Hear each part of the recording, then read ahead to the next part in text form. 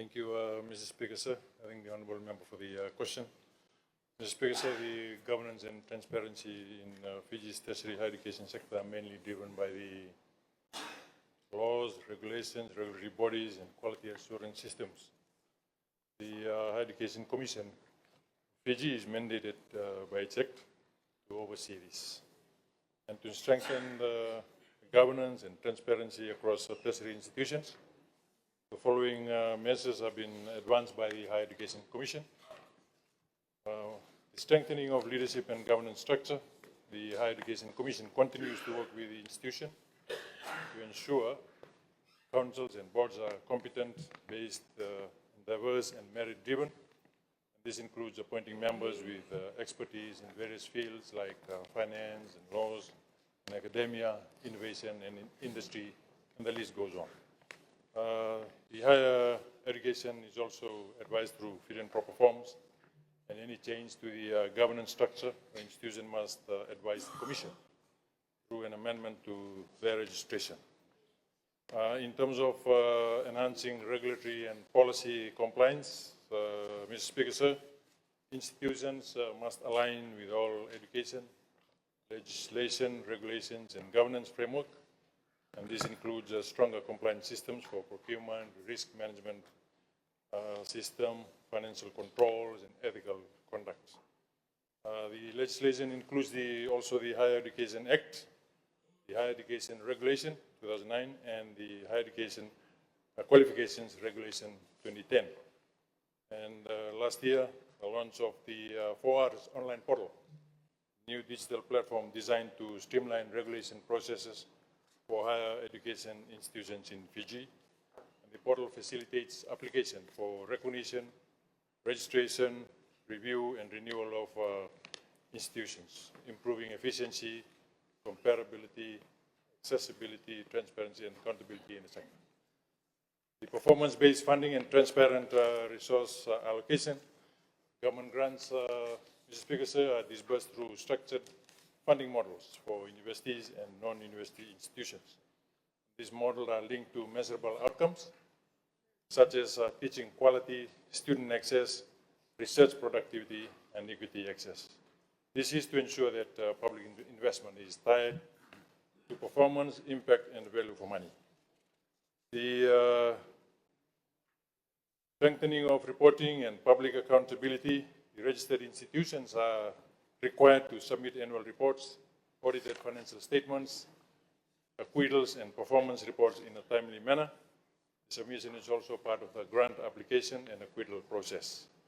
Assessing these documents means evaluating whether registered institutions are operating responsibly, using funds for their intended purposes, and meeting required standards of accountability.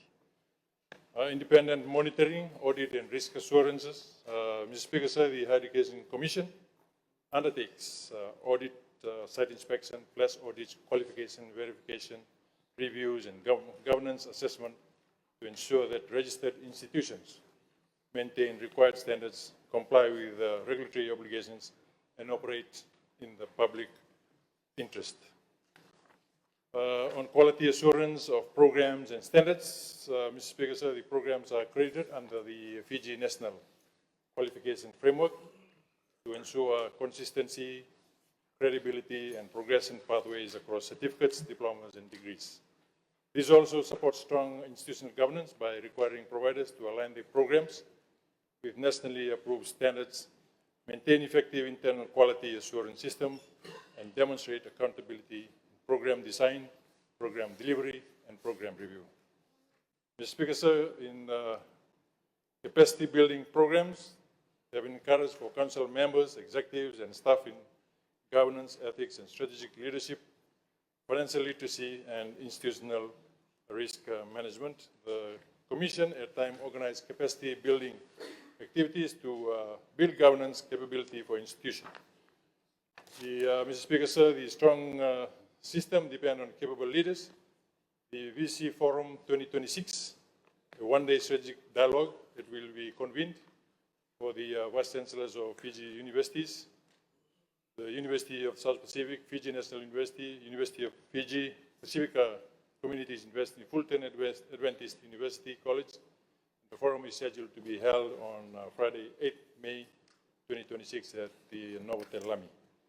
This high-level gathering is designed to foster collaborative engagement on key issues shaping higher education in Fiji, which includes quality assurance, innovation, system strengthening, emerging developments such as artificial intelligence in higher education. The institution are also been encouraged to engage more effectively with students, staff, employers, alumni, and communities.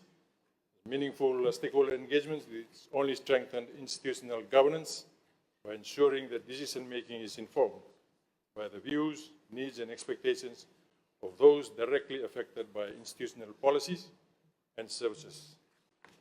The leveraging of digital governance system, Mr. Speaker, sir, the Higher Education Commission Fiji is also promoting use of digital reporting system, data dashboards, and modern records management to improve transparency, real-time oversight, and institutional efficiency. At the same time, these measures advance transparency by making institutional performance data, regulatory reporting, and operational information more accessible. Mr. Speaker, sir, the broader strategy is clear: to build tertiary institutions that are well-governed, transparent, accountable, and globally competitive. Through partnership with institutions, the Commission remains committed to strengthening governance systems so that higher education continues to deliver opportunities, innovation, and national progress for the people of Fiji. Thank you very much, sir.